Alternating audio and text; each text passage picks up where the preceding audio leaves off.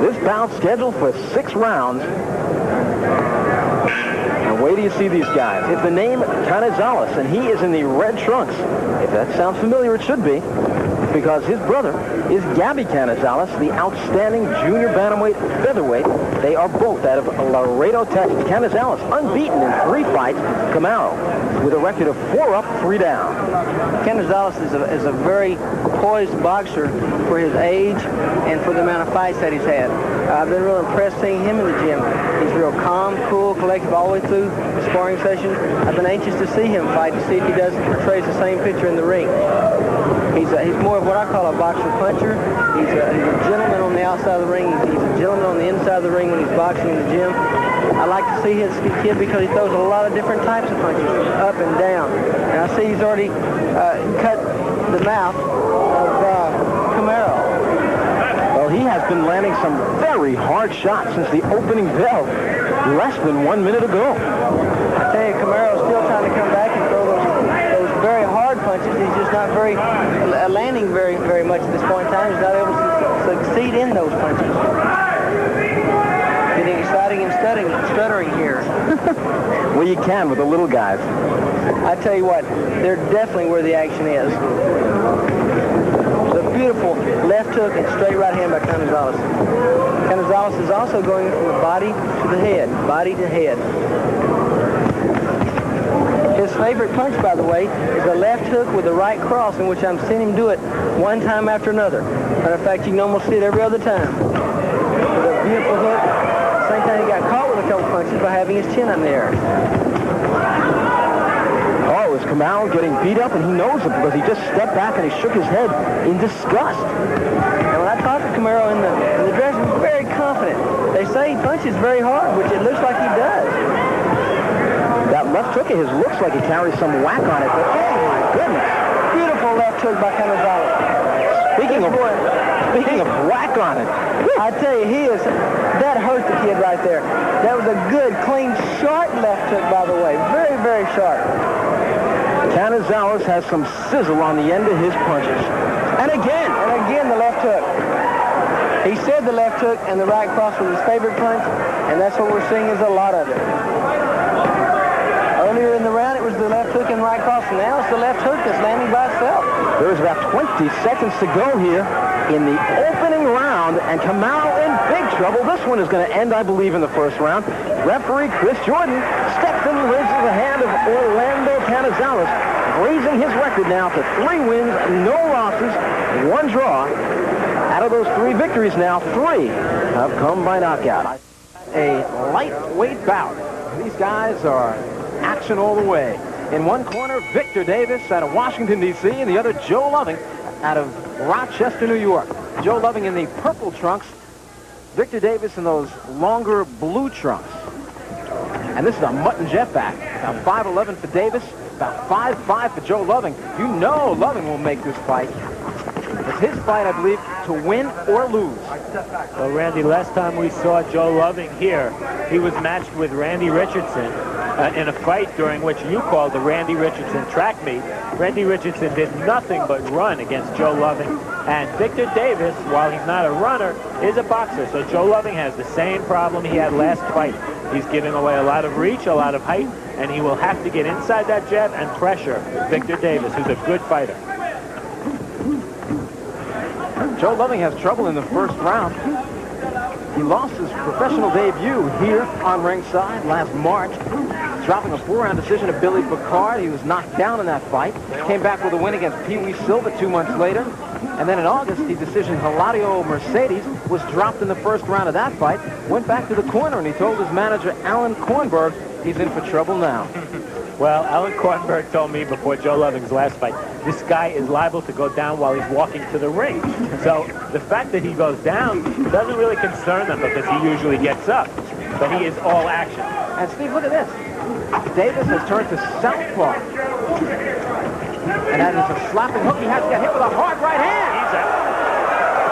2 right hands, Randy.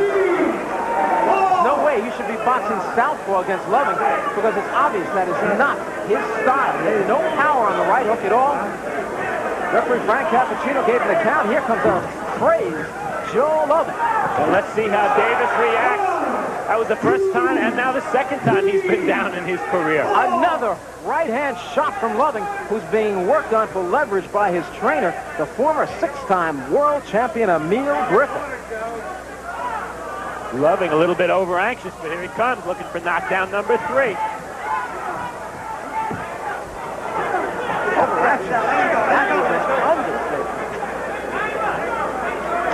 There's a 3 knockdown rule in New Jersey, but it's at the discretion of the referee, Steve. If he feels that he's gone down without really being hurt as quickly. But in this case, Davis is definitely hurt. They're scoring in Jersey on a round system. Randy Loving a little reckless. He's got to take his time a little bit. That's not a knockdown. So we have, so far in the first round, 2 knockdowns and 1 shove down. There you see the time on the bottom right of your screen. About 14 seconds remaining in round number 1.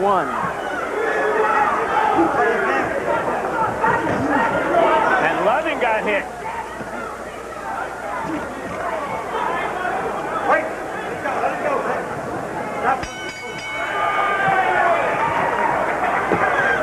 Well, Joe Loving takes a stroll quickly back to his stool. This is rapidly becoming, this young man you're looking at now, Joe Loving, a fan favorite. You can't help but root for the kid because everybody he fights is so much taller. But tonight, it's quite different.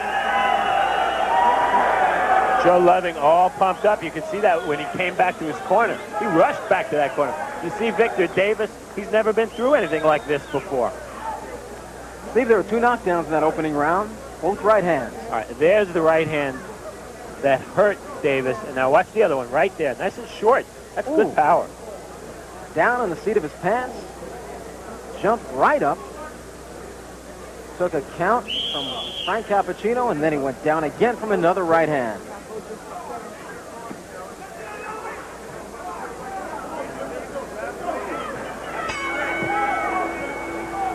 Round number 2. Joe Loving coming out looking for a knockout here, his first professional knockout.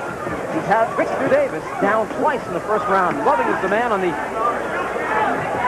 right of your screen right now in those baby blue trunks, and the taller man in those deep blue trunks, Victor Davis out of Washington, D.C. Loving 3 wins, 1 loss, and his opponent, his record is 4-0. He's got 2 knockouts. And Randy Loving obviously has Davis on the defensive, no doubt about that. But I'm sure Emil Griffith told Joe Loving to take his time a little bit more. After Davis went down twice in that first round, Loving was really telegraphing his shots, and all he'll do by doing that is let Davis back in the fight. He is letting him back in the fight. These guys are just trading now. Bad move for Victor Davis. He's so much taller. He should not be standing there with the shorter. He's got Loving totally outreached.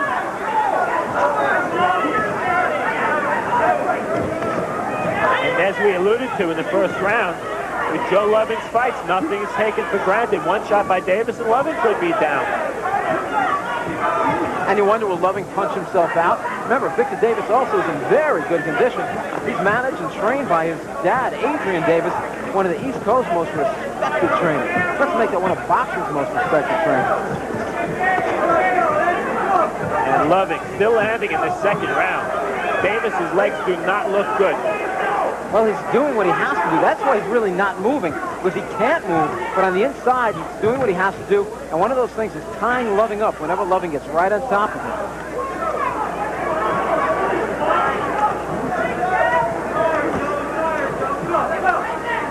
Not very much in the punch of Victor Davis right now. Those are all arm punches, and they will not keep Joe Loving off. Loving, very interesting young man, has hobbies of semantics. He writes poetry. Chemistry is one of his hobbies. He is not very loving in the ring. Not at all. Well, he can't be because he's just so short at 5'5". If he doesn't get in on a guy and make a fight, and right now you see Loving talking to Victor Davis, who's back in that southpaw position. Every time he goes into that southpaw position, Steve gets nailed with a right hand. And his hands are low, Randy. Meanwhile, it's Davis who's backing Loving up.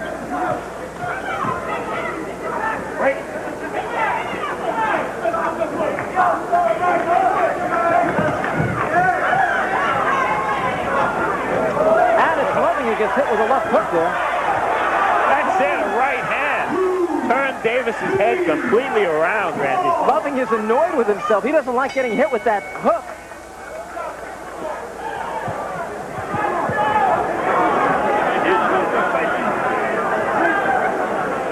What a fight this is turning into. We told you, it's one of those mutt and jetpacks. And when you get one of these kind of fights, you know it's going to be interesting if the shorter guy puts the pressure on. Well, Joe Loving wins the second round also. He took some shots. He got backed up by That got him angry. And he jumped in with a right hand that hurt Davis. And then another one to the cheek sent him down. That's the third knockdown of the fight. It's been the right hand of Joe Loving. Well, let's see. This fight might be over, Andy. The commission and the doctors are looking at Victor Davis. He doesn't want to stop the fight. He wants to continue. The doctors are in there. The commissioner's looking at him. I think it's over.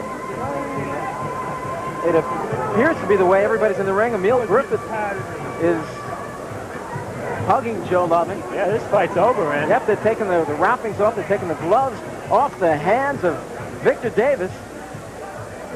And Joe Loving now ups his record to 4 wins, 1 defeat, his first professional knockout. Manager Alan Kornberg, a happy man at ringside. Emil Griffith there. It looks like New Year's Eve in the corner of Joe Loving.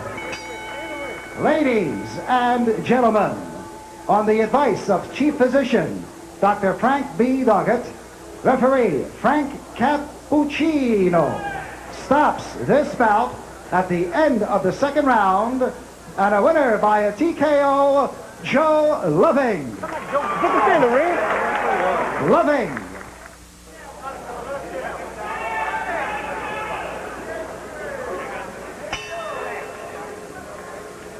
And here we go, round number 1. These are super middleweights. The man in the yellow is Keith Vining out of Detroit, Michigan. Fights out of the Kronk stable. His opponent, Lawrence Pancho Carter, who has been dropping opponent after opponent with either hand. Watch the left hook. He's a converted southpaw. He can crush you with one single blow. Oh! What did you just say, Randy Gordon? Something about one single blow. I bet you didn't think it would be a jab. That was a jab that knocked Keith Vining down. He's got, because he's a natural left-hander, anything he throws with the left hand, as I said, can crush it. Just watch. Carter doesn't look awake yet, and he scored a knockdown already. 5 times in his career, Pancho Carter has knocked a man out in round number 1. Got to go back to January of this year when he stopped William Brigham in Houston, Texas in 1 round. But since then, he's demolished James Lemming, James Jones, Willie Taylor, Tony Nelson, and Jay Strickland, all inside 4 rounds. Lemming was the guy who went 4 rounds. Everybody else within 3. I'd say that Vining Steve Farhood has got to move. Can't get within range. In fact, in a fight like this, I'd say to them, if I had the other guy, I'd say move for 5 rounds. Let him win the round. I want you to move. And I'll tell you, he better move because he's bleeding already from the lip. I think it's the bottom lip, Keith Vining bleeding. You see his mouthpiece all red already. And that just gives you an idea of the power of Pancho Carter. And he's becoming a better boxer, which is a frightening thought. Jesse Reed has him boxing more. There's that crushing left hand. The blood pouring from the mouth of Keith Vining, who's already taking some deep breaths. And his hands are down by his side. A bad place to have your hands against the murderous hitting Pancho Carter. 6-inch height advantage for Vining. He's 6'3", Pancho Carter 5'9". That may be pushing it. He may be closer to 5'8". But as long as Carter is close, that's not going to make much of a difference. Randy, I know you took Randy's reaches. What did you find out? It's not much different. Keith Vining 29.5 inches, Pancho Carter 29. So Keith Vining only has a true 1/2 inch reach advantage. There he started to use it, but he's in range of that left hook. A debilitating left hook, one of the best in boxing, any division. And you know, Randy, as Carter pours in here, Vining a good puncher as well, something to keep in mind. His last fight, he lost the decision to Kelvin Kelly. He had Kelly down, and Kelly's a good light heavyweight. So Vining can do some punching as well. They all learned to punch at the Kronk stable. already. Round number 1 is coming to an end. Already, Keith Vining is busted up, his mouth pouring blood.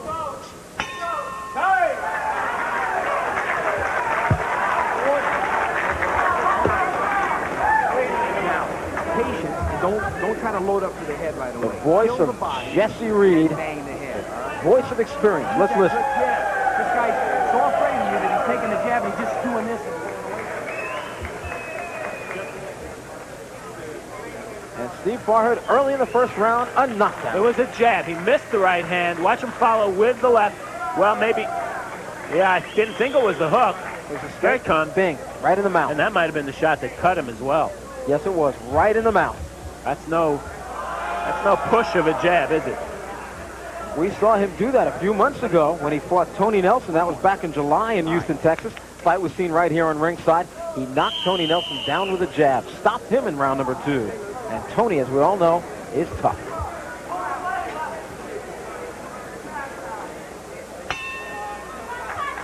And it's round number 2. And Randy, you just alluded to that Tony Nelson knockout by Pancho Carter. That was the fight where I watched it and I said, hey, this guy is for real. And with Michael Spinks no longer in the light heavyweight division, Pancho Carter fighting tonight at 176.5. I really think he is the light heavyweight. That's where he will eventually go. And boy, they're going to have to deal with him because he can punch it probably as hard, if not harder, than any of the guys who will be fighting for the title. You know, there are people who think he can get down to the middleweight level, 160 pounds, and it looks like he can lose a few pounds here and there, mainly from around the midsection. But my goodness, can he hit? In the amateurs, his chin was dented. In the 20 losses he had in 139 fights, out of the 20 losses, he was stopped on 5 occasions. In his last fight, September 11th in Houston, Texas, he stopped a hard-hitting, tough chin, Jay Strickland, in the second round. And before Strickland was stopped, he dropped a few bombs of his own on the chin of Carter. Carter didn't even blink. Whoa, that was a solid left-right. I thought Vining was going down, but I think the ropes kept him up. And referee Vinny Renaud looked at Carter and said, let's go. There was no knockdown. And there's a right by Vining. Explosive as always. Left hook. 2, 3. Well, the eyes are just rolling in the head of Keith Vining like the slot machines here at the Atlantis, just rolling around. Does he know where he is? I don't know. This time, the eyes don't say jackpot.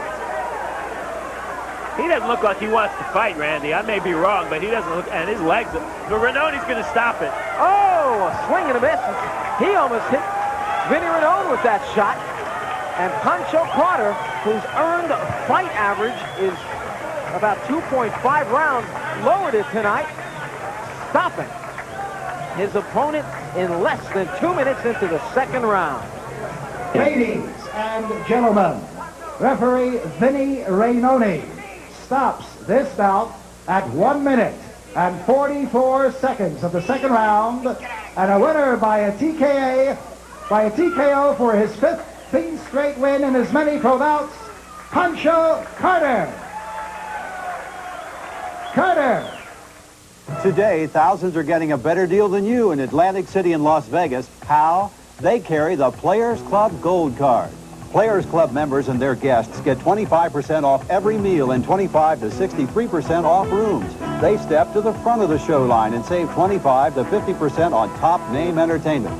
In Atlantic City, choose from hotels like Harrah's Marina, Resorts International, Sands, and Tropicana. In Las Vegas, the Frontier, Mint, Riviera, Sahara, and Tropicana. And other first-rate casino hotels in Reno, Tahoe, Laughlin, the Caribbean, and around the world.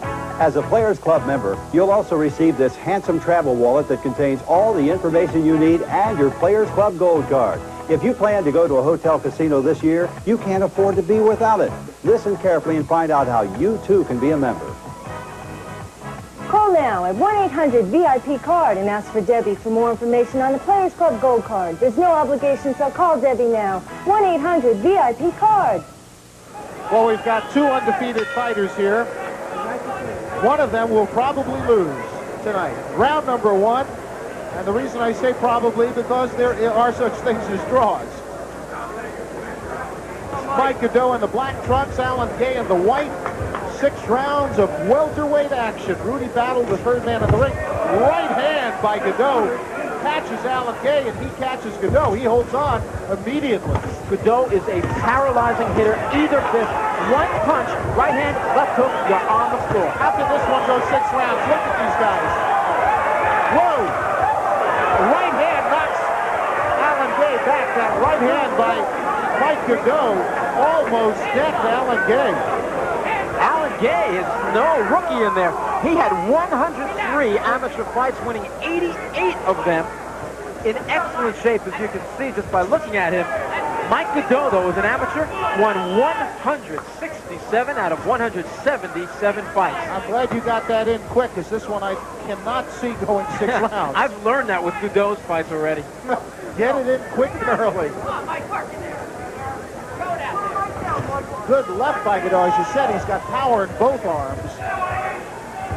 And Alan Gay had better develop a little bit more defense. And the thing is, they're not matching Godot with any kind of stiff. I mean, some guys fight stiff after stiff. They take on Salvadoran rebels and Nicaraguans and Yasser Arafat, but they never fight anybody who can fight. Good right, knocks Alan Gay down. Alan Gay went down stunned by a short, chopping right. Solid. Rudy Battle gives him the 8 count. He says, "Are you okay?" Alan Gay says yes. And we'll find out momentarily if he is okay. As Mike Godot moves in again. Good left. Another good left hook, followed by a wild right. If he lands one, Gay might go down again. We're under 30 seconds to go in round number 1. Doubled up on the left hook, Randy.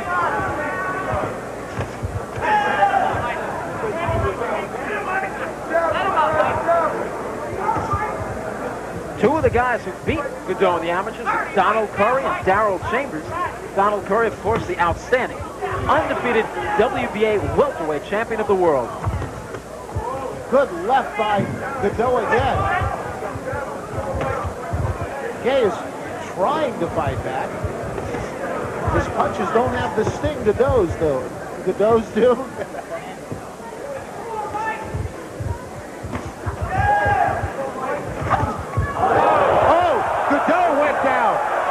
A good right caught Godot as he was trying to throw a punch. We're going to follow Mike Godot to his corner. Boy, was he stunned. He seemed more surprised than anything else. That is the first knockdown he has ever suffered as a professional. Let's take a look at it. What a round. Well, you see his left hand out. It was a counter shot over that left hand, and into the corner he went. Delayed reaction, Randy. His eyes were glazed, though, when he came off those ropes. Boy, was that a surprise. I think Alan Gay got Mike Godot's attention with that one. Oh. Don't get cocky, young man. The left hand is down just when he starts thinking about knockout. Alan Gay has different ideas. You see him shoot that right hand right over the top, and that's all it was. Now, Mike Godot still thinks he's in good shape. He looks to be. The eyes are clear. Alan Gay standing there has got a tough row to hoe. Round number 2 of the scheduled 6. If it goes 6, Randy, whew, we got 2 bangers. I can't see this. No way. Tell you what, if it goes 6, dinner's on me, Randy. You got it. And if it does or it doesn't, dinner's on you anyway. Heads I lose, tails I lose. I like it like that. I know you do. Godot's being a little bit more careful. Not quite as wild. Keeping that left hand up. You know, you get a little bit cocky, you have things going your way for just about every second of the round, and then boom, you're on the floor. Good right by Alan Gay. Tad Godot again. Both guys stand 5'8". Both guys have a Randy's reach of 28½ inches, so flip a coin. Godot with the right lead, missed Gay. Chased them around the ring. They're both back in the center of the ring. They trade jabs. Gay kind of missed with his jab and almost fell head forward into Godot.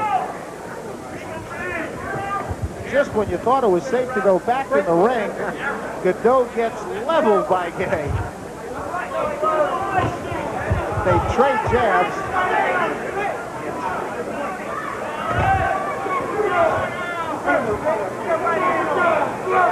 You can see the time left in round number 2. Well, somewhere. Good right.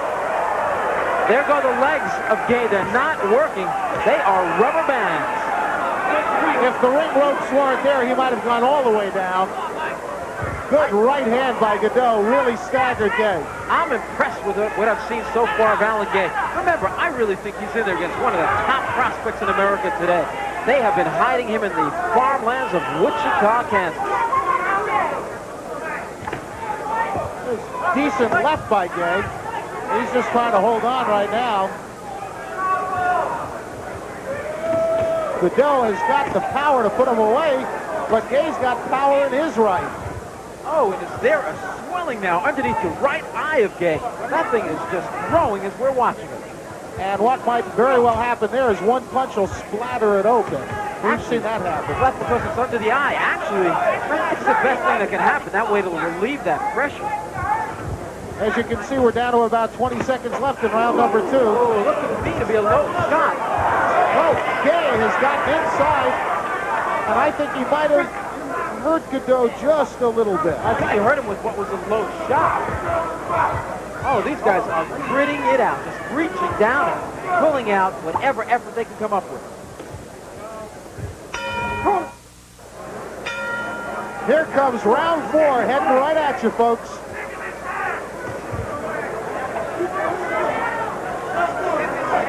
How do you pick a fight of the night when you've got brawl after brawl?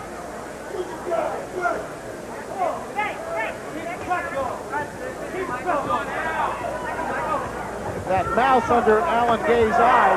There goes Alan Gay with the left backside. Stunning. Stunned. Totally stunned. I think Rudy Battle is walking in, checking his eyes. It's over. Good stoppage. Good stoppage. Gay gave it everything he had and even more, but Godot is just too much. Like I said, this is a prospect to watch. Ladies and gentlemen, referee Rudy Battle stops this bout at 31 seconds of the 4th round, and a winner by a TKO for his 8th straight win in as many pro bouts, Mike Godot. Godot. David Galvin in those blue trunks had 186 amateur fights, won 177 of them. Wait till you see the class on this kid. He's had a lot of time in the ring, but most of it on the amateur side. He tried out for the 1984 Olympic teams, but he lost in the trials to Jesse Benavides, who now fights out of the Kronk stable in Detroit. But the kid is a classy stand-up boxer. Jenkins with a good left knocked his head back. Keith Jenkins is an action fighter. He keeps moving forward, likes to come in and mix it up, and I think this could be a real action fight with the aggressive Jenkins going after the boxer, David Galvin. Jenkins just moves straight ahead. He's got one speed that's forward. David Galvin, when he is not boxing, he attends the University of Houston in Houston, Texas, where he is majoring in business management. Watch Jenkins. He just goes forward. Jenkins in the white trunks. Got tagged with a good right from Galvin.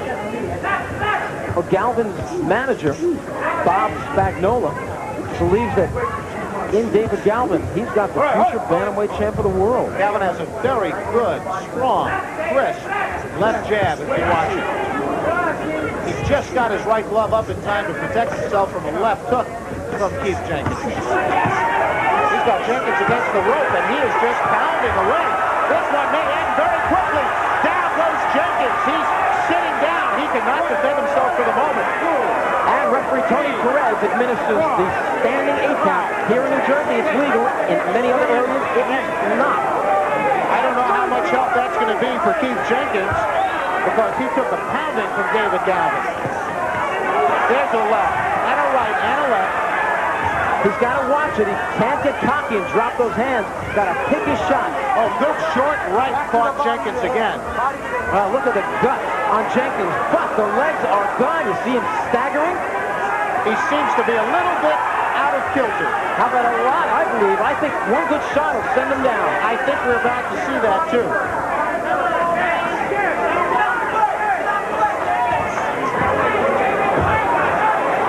Jenkins is not sure where he is, I don't think. Right above us now, referee Tony Perez stops the fight. This one's over before the first round is. Referee Tony Perez stopped the contest at 2 minutes and 30 seconds of the first round. He's still undefeated. Here he is, David Gorak, the winner. Whoever's in the way, I don't care who they are at the moment. They're just, people might say opponents, but as I say, I'm just going through them because this is for real, and Mike Tyson's for real. Yeah, round number 1, scheduled 6, but hold on to your hats. Nobody thinks it's going to go that far. Up there he goes. He's just going to pull his way in. Those rights to the body. Left jab, right to the heart. Quickly want to point out, first fight for Michael Jack Johnson in 2 years. I'm glad you pointed it out because down he goes. The left hook just buried him, dug him in the ribs. I think it was a Michael left and a right. Johnson went goodbye. That left hook just caught him and sent him right to the canvas. 23-pound weight advantage, my goodness. and he put it all there. The right to the head, and it's all over. Goodbye. I hope he's not hurt because that was a brutal, wide-open punch. He did not have his guard up, and Mike Tyson just Michael Jack Johnson, a big smile, but he didn't even break a sweat. He may have to run around on the boardwalk a little bit to get his night's work in. Just to kind of wind down. You know, these fighters get geared up for these fights, and what's he going to do after a couple of seconds work? He may take on the house. Ladies and gentlemen, referee Frank Cappuccino stops this bout. Actually, it wasn't stopped. It's by knockout at 39 seconds of the first round. The winner and still undefeated with 8 knockouts, 8 wins from the Catskills, New York, Mike Tyson. Unbelievable. Tyson.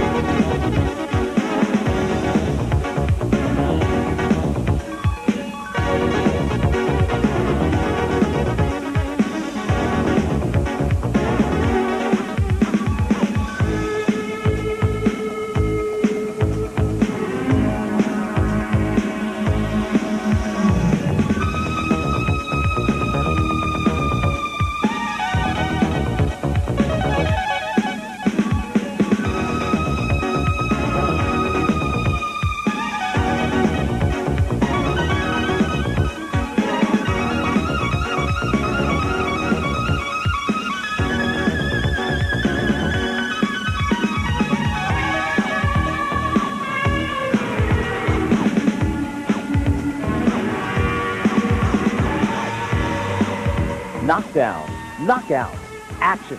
Nowhere does it happen with as much frequency as it happens here on Ringside. I'm Randy Gordon, and I'm thrilled to have been with you here on our Ringside series throughout 1985. On behalf of promoters Josephine Abercrombie and Jeff Levine, matchmaker Ron Katz, manager Bob Spagnola, Mike Perlman, and everybody associated with the HBA, HBA East, and the production of our shows, I'd like to wish every one of you the happiest of holidays and the health. To get back into the action that Andretti was using. Mario has led for a long time. It may have been his decision to make it kind of a quiet time for him. Both are able to get more than 30 laps